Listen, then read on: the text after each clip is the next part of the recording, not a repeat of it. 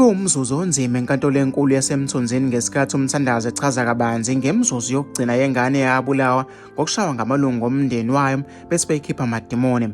Amalungu omndeni wokalanga ezimambeni enkandla abhekene namacala amabili okubulala izingane ezimbili, uMbali noMpilo Sibisi oneminyaka 9, uNonjabulo Xolelwa oneminyaka 10. Lesi sigameko senzeka zo-24 kuMashi ngo-2020 kwaboshwa amalungu omndeni Nkosazana Nkosingiphile Agatha Sithole, uNkosazana Mpumelelo Khethiwe Langa ongunina kaNonjabulo noMnumzane Makhosonke Celimpilo Sibisi ongumfundisi webandla abakhonza kulona, onguyena owayehola umkhuleko wokukhipha amadimoni. Ngosuku wafa ngalo izingane, uMbali washona ngalolu suku lesigameko esemzini womthandazo uMnumzane Gcinokwakhe Zwane ngemva kokuba ahanjiswe ngonina khulu ngemva kokushawa kanzima besola ngokuthi banamadimoni. uNonjabulo washonela esibhedlela eNkosi Albert Luthuli eThekwini ngemva kwezinsuku eziyishumi kwenzeke lesi sigameko.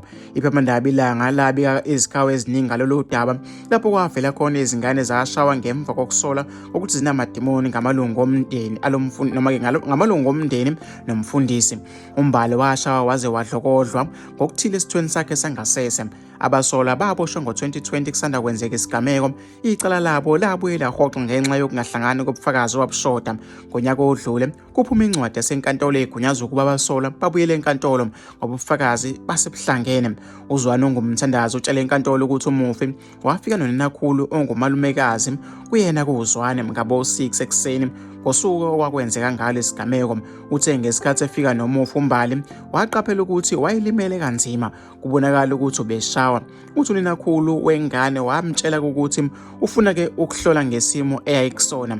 Ngesikhathi ingane ifika kimi noninakhulu wayo wayenquma noma-ke yayiquma ibonakala ukuthi isezihlongweni emzimbeni, yayilimele ifake ingubo kubonakala nasemlenzeni ukuthi-ke ilimele. Esithweni sayo sangasese yayibonakala ilimele kanzima. Ngambuza uninakhulu ukuthi kwenzekeni esithweni sayo sangasese, wangitshela ukuthi inyoka-ke edimoni ibifuna-ke ukuphuma ngaso. Ngabe-ke sengimgcoba noma-ke sengiyigcoba usinge emakhaleni ngoba-ke ngibona isimo sayo. Ayizange ithimule kulapho engabona khona ukuthi mancane amathuba ukuthi isinde.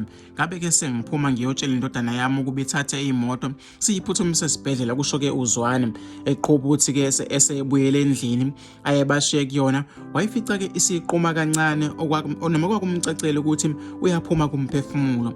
Uthi-ke wayiqukula waphumela nayo ngaphandle komuzi. Uthi ngaleso sikhathi yabe-ke isikhihliza amagwebu waphuma kumphefumulo.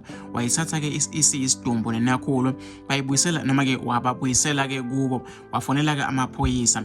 uConstable Siboniso Manyoni okungelinye-ke lamaphoyisa elafika kubo kwengane isishonile utshela inkantolo ukuthi bafica-ke owesifazane owazichaza njengoninakhulu wengane. Uthi-ke wabakhombisa isidumbu sengane wabatshela ukuthi ikhona-ke enye ingane ekwelinye igumbi elimele. Uthi wafica ingane ilele kubonakala ukuthi ishawe kanzima. Uthi-ke baqaphela ukuthi-ke imvimbo nokulimala kwengane zombili kwakufana, yize-ke yayisaphile lena-ke enye babeke sebeshayile i-ambulensi yaphuthunyiswa esibhedlela, yashona-ke ngemva kwezinsuku. Icala-ke liyaqhubeka.